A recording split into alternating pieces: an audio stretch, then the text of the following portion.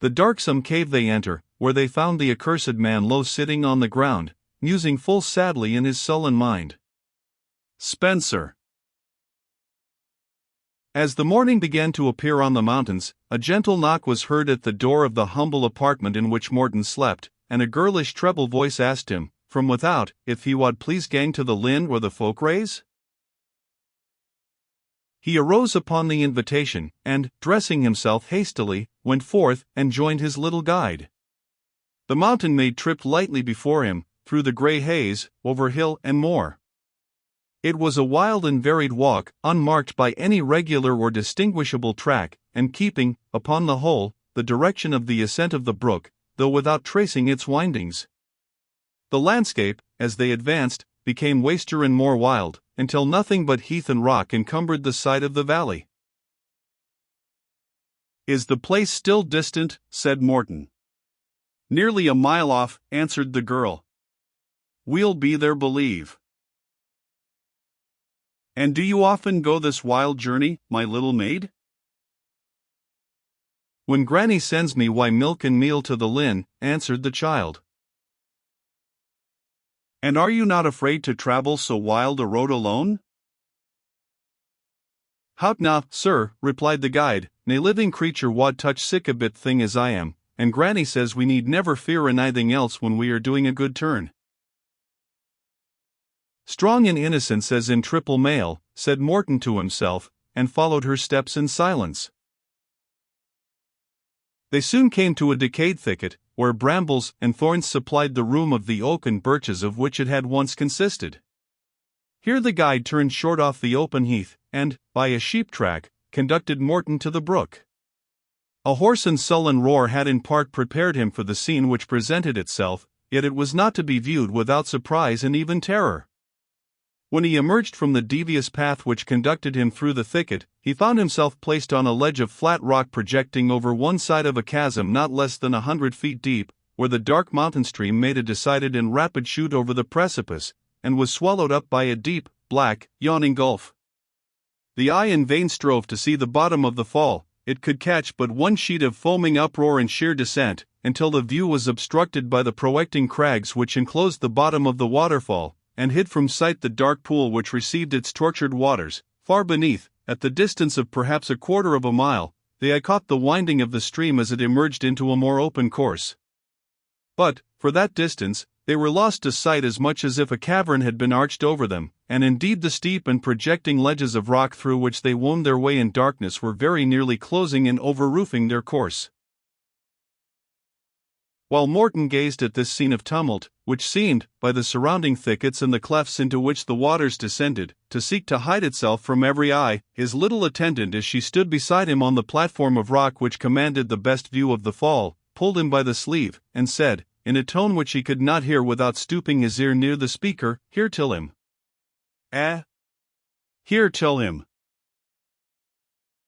Morton listened more attentively, and out of the very abyss into which the brook fell, and amidst the tumultuary sounds of the cataract, thought he could distinguish shouts, screams, and even articulate words, as if the tortured demon of the stream had been mingling his complaints with the roar of his broken waters. "This is the way," said the little girl. "Follow me, gin ye please, sir, but tack tent to your feet," and, with the daring agility which custom had rendered easy, she vanished from the platform on which she stood, and, by notches and slight projections in the rock, scrambled down its face into the chasm which it overhung. Steady, bold, and active, Morton hesitated not to follow her, but the necessary attention to secure his hold and footing in a descent where both foot and hand were needful for security, prevented him from looking around him, till, having descended nigh 20 feet, and being 60 or 70 above the pool which received the fall, his guide made a pause, and he again found himself by her side in a situation that appeared equally romantic and precarious. They were nearly opposite to the waterfall, and in point of level situated at about 1/4's depth from the point of the cliff over which it thundered, and 3/4 of the height above the dark, deep, and restless pool which received its fall. Both these tremendous points, the first shoot, namely, of the yet unbroken stream, and the deep and somber abyss into which it was emptied, were full before him, as well as the whole continuous stream of billowy froth, which, dashing from the one, was eddying and boiling in the other. They were so near this grand phenomenon that they were covered with its spray, and well nigh deafened by the incessant roar. But crossing in the very front of the fall, and at scarce 3 yards distance from the cataract, an old oak tree, flung across the chasm in a manner that seemed accidental, formed a bridge of fearfully narrow dimensions and uncertain footing. The upper end of the tree rested on the platform on which they stood, the lower or uprooted extremity extended behind a projection on the opposite side, and was secured, Morton's eye could not discover where. From behind the same projection glimmered a strong red light, which, glancing in the waves of the falling water, and tinging them partially with crimson, had a strange preternatural and sinister effect when contrasted with the beams of the rising sun, which glanced on the first broken waves of the fall, though even its meridian splendor could not gain the third of its full depth. When he had looked around him for a moment, the girl again pulled his sleeve, and, pointing to the oak and the projecting point beyond it, for hearing speech was now out of the question, indicated that there lay his farther passage. Morton gazed at her with surprise, for although he well knew that the persecuted Presbyterians had in the preceding reign sought refuge among dells and thickets, caves and cataracts, in spots the most extraordinary and secluded, although he had heard of the champions of the Covenant, who had long abidden beside Dobsleen on the wild heights of Polmody, and others who had been concealed in the yet more terrific cavern called Crehoplin, in the parish of Closeburn, yet his imagination had never exactly figured out the horrors of such a residence, and he was surprised how the strange and romantic scene which he now saw had remained concealed from him, while a curious investigator of such natural phenomena. But he readily conceived that, lying in a remote and wild district, and being destined as a place of concealment to the persecuted preachers and professors of nonconformity, the secret of its existence was carefully preserved by the few shepherds to whom it might be known. As, breaking from these meditations, he began to consider how he should traverse the doubtful and terrific bridge, which, skirted by the cascade, and rendered wet and slippery by its constant drizzle, traversed the chasm above 60 feet from the bottom of the fall, his guide, as if to give him courage, tripped over and back without the least hesitation. Envying for a moment the little bare feet which caught a safer hold of the rugged side of the oak than he could pretend to with his heavy boots, Morton nevertheless resolved to attempt the passage, and, fixing his eye firm on a stationary object on the other side, without allowing his head to become giddy, or his attention to be distracted by the flash, the foam, and the roar of the waters around him, he strode steadily and safely along the uncertain bridge, and reached the mouth of a small cavern on the farther side of the torrent. Here he paused, for a light, proceeding from a fire of red-hot charcoal, permitted him to see the interior of the cave, and enabled him to contemplate the appearance of its inhabitant, by whom he himself could not be so readily distinguished, being concealed by the shadow of the rock. What he observed would by no means have encouraged a less determined man to proceed with the task which he had undertaken. Burleigh, only altered from what he had been formerly by the addition of a grizzly beard, stood in the midst of the cave, with his clasped Bible in one hand, and his drawn sword in the other. His figure, dimly ruddied by the light of the red charcoal, seemed that of a fiend in the lurid atmosphere of pandemonium, and his gestures and words, as far as they could be heard, seemed equally violent and irregular. All alone, and in a place of almost unapproachable seclusion, his demeanor was that of a man who strives for life and death with a mortal enemy. "Ha! Ha! There," he exclaimed, accompanying each word with a thrust, urged with his whole force against the impassable and empty air. "Did I not tell thee so? I have resisted, and thou fleest from me, coward as thou art. Come in all thy terrors, come with mine own evil deeds, which render thee most terrible of all. There is enough betwixt the boards of this book to rescue me. What mutterest thou of grey hairs? It was well done to slay him, the more ripe the corn, the readier for the sickle. Art gone? Art gone, I have ever known thee but a coward. Ha! Ha! Ha!" With these wild exclamations he sunk the point of his sword, and remained standing still in the same posture, like a maniac whose fit is over. "The dangerous time is by now," said the little girl who had followed. "It seldom lasts beyond the time that the sun's o'er the hill. Ye may gang in and speak Wyam now. I'll wait for you at the other side of the linn. He can't abide to see twa folk at ains." Slowly and cautiously, and keeping constantly upon his guard, Morton presented himself to the view of his old associate in command. "What? Comest thou again when thine hour is over?" was his first exclamation, and flourishing his sword aloft, his countenance assumed an expression in which ghastly terror seemed mingled with the rage of a demoniac. "I am come, Mr. Balfour," said Morton in a steady and composed tone, "to renew an acquaintance which has been broken off since the fight of Bothwell Bridge." As soon as Burleigh became aware that Morton was before him in person, an idea which he caught with marvelous celerity, he at once exerted that mastership over his heated and enthusiastic imagination, the power of enforcing which was a most striking part of his extraordinary character. He sunk his sword point at once, and as he stole it composedly into the scabbard, he muttered something of the damp and cold which sent an old soldier to his fencing exercise, to prevent his blood from chilling. This done, he proceeded in the cold, determined manner which was peculiar to his ordinary discourse. "Thou hast tarried long, Henry Morton, and hast not come to the vintage before the 12th hour has struck. Art thou yet willing to take the right hand of fellowship, and be one with those who look not to thrones or dynasties, but to the rule of Scripture, for their directions?" Morton in Black Lynn. "I am surprised," said Morton, evading the direct answer to his question, "that you should have known me after so many years." "The features of those who ought to act with me are engraved on my heart," answered Burleigh, "and few but Silas Morton's son durst have followed me into this my castle of retreat. Sayest thou that drawbridge of nature's own construction," he added, pointing to the prostrate oak tree, "one spurn of my foot, and it is overwhelmed in the abyss below, bidding foemen on the farther side stand at defiance, and leaving enemies on this at the mercy of one who never yet met his equal in single fight." "Of such defenses," said Morton, "I should have thought you would now have had little need." "Little need," said Burleigh impatiently. "What little need, when incarnate fiends are combined against me on earth?" And sat on himself, "but it matters not," added he, checking himself. "Enough that I like my place of refuge, my cave of Adullam, and would not change its rude ribs of limestone rock for the fair chambers of the castle of the Earls of Torwood, with their broad bounds and barony. Thou, unless the foolish fever fit be over, mayst think differently." "It was of those very possessions I came to speak," said Morton, "and I doubt not to find Mr. Balfour the same rational and reflecting person which I knew him to be in times when zeal disunited brethren." "I," said Burleigh, "indeed? Is such truly your hope? Wilt thou express it more plainly?"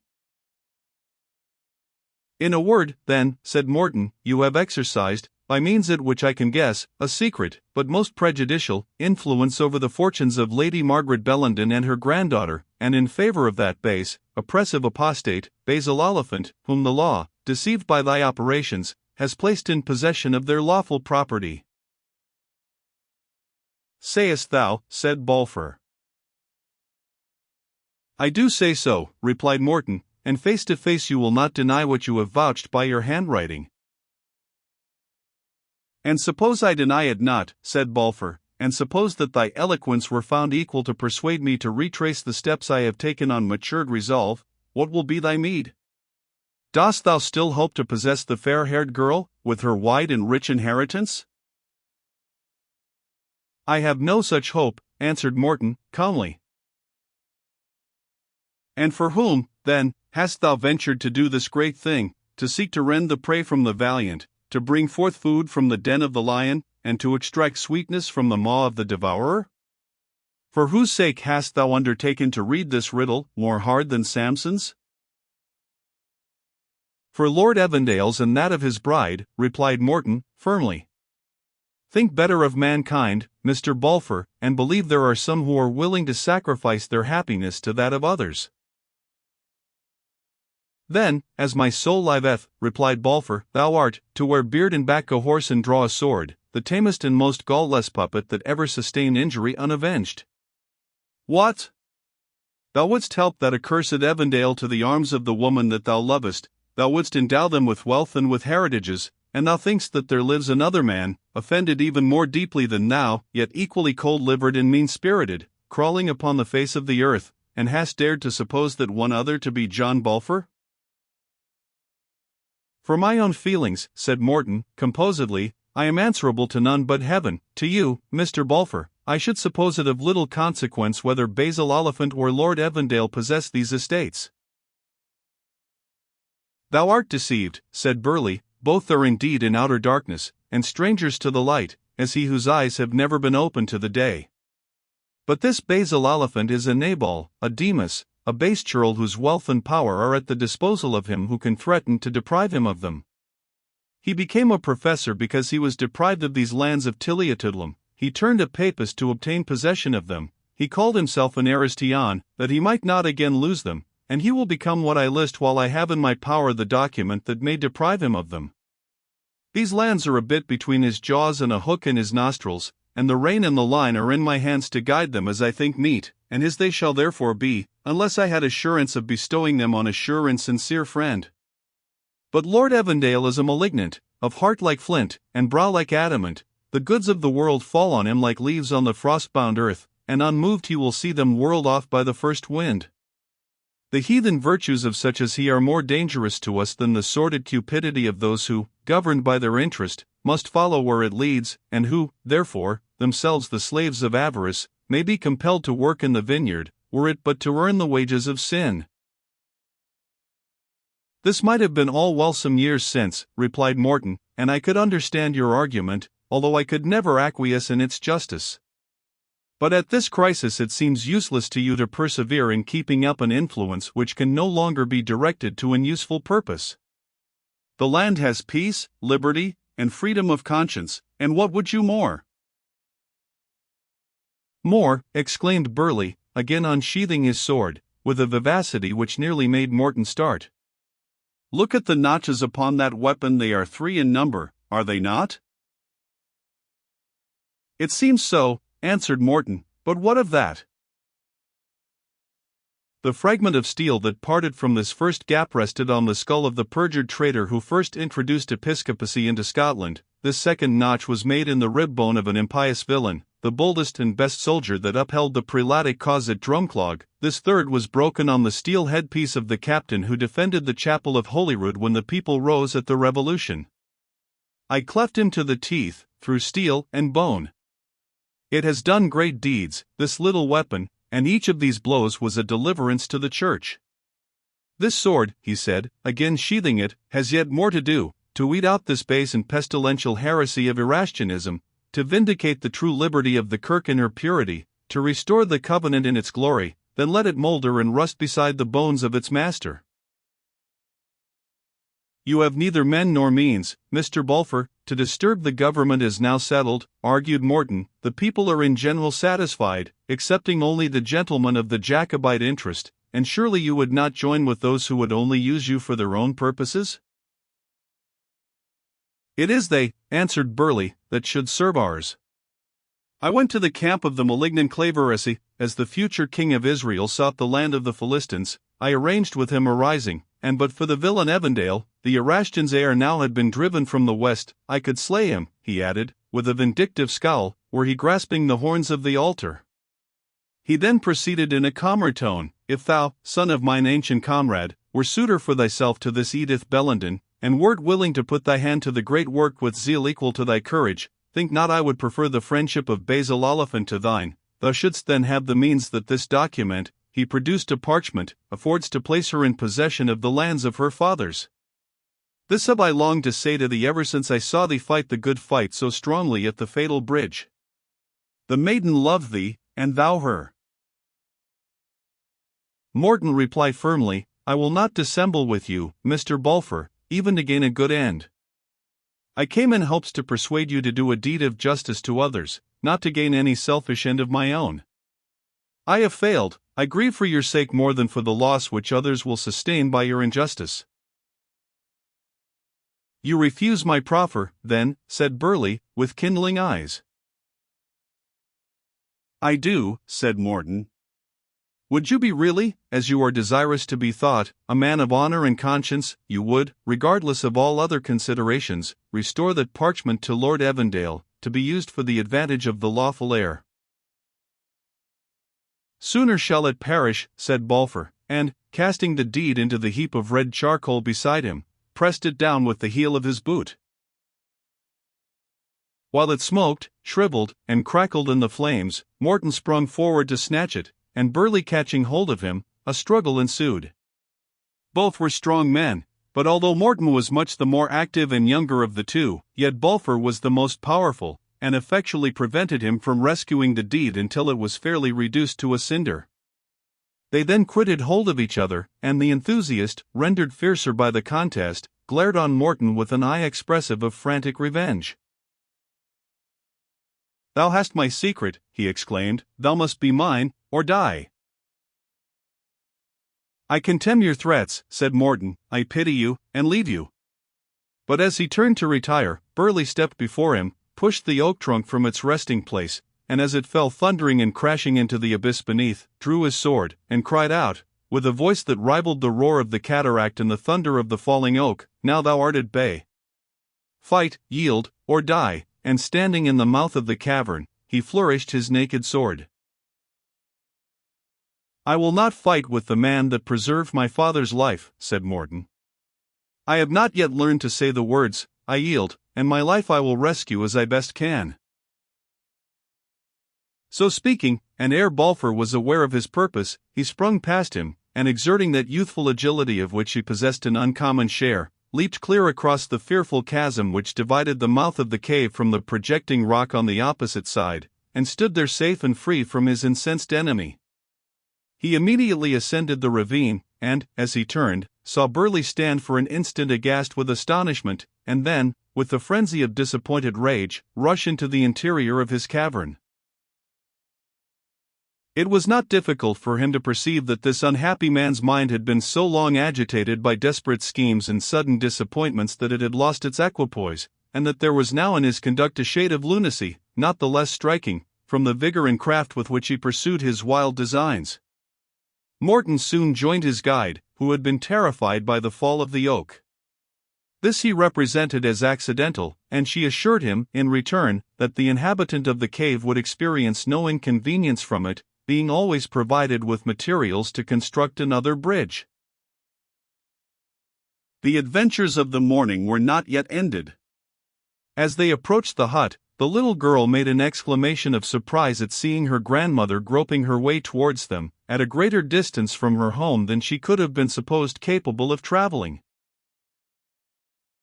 "Oh, sir," said the old woman, when she heard them approach, "gin e'er ye loved Lord Evandale, help now, or never. God be praised that left my hearing when he took my poor eyesight. Come this way, and oh, tread lightly. Peggy, Hinny, gang saddle the gentleman's horse, and lead him cannily ahint the thorny shaw, and bide him there."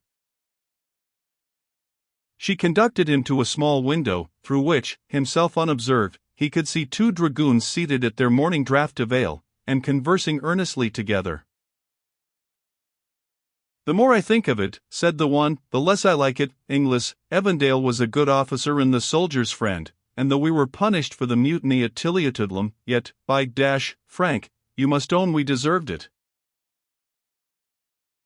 And seize me if I forgive him for it, though," replied the other, "and I think I can sit in his skirts now."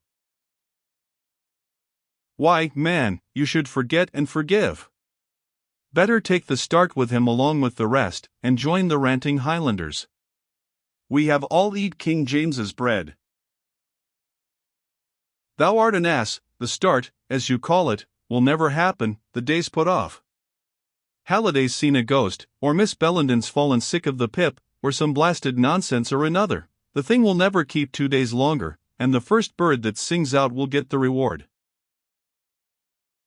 "That's true too," answered his comrade, "and will this fellow, this Basil Oliphant, pay handsomely?" "Like a prince, man," said Inglis. "Evandale is the man on earth whom he hates worst, and he fears him, besides, about some law business, and were he once rubbed out of the way, all, he thinks, will be his own." "But shall we have warrants and force enough?" said the other fellow. "Few people here will stir against my lord, and we may find him with some of our own fellows at his back." Thou art a cowardly fool, Dick, returned Inglis. He is living quietly down at Ferry No to avoid suspicion. Oliphant is a magistrate, and will have some of his own people that he can trust along with him. There are us too, and the laird says he can get a desperate fighting Whig fellow, called Quinton Mackle, that has an old grudge at Evandale. Well, you are my officer, you know, said the private, with true military conscience, and if anything is wrong, I'll take the blame, said Inglis. Come, another pot of ale, and let us to Tilliatudlumda. Here, blind Bess, why, where the devil has the old hag crept to? Delay them as long as you can, whispered Morton, as he thrust his purse into the hostess's hand. All depends on gaining time. Then, walking swiftly to the place where the girl held his horse ready, to Ferry No? No, alone I could not protect them. I must instantly to Glasgow. Wittenbold, the commandant there, will readily give me the support of a troop, and procure me the countenance of the civil power. I must drop a caution as I pass. Come, Moorkopf, he said, addressing his horse as he mounted him, this day must try your breath and speed.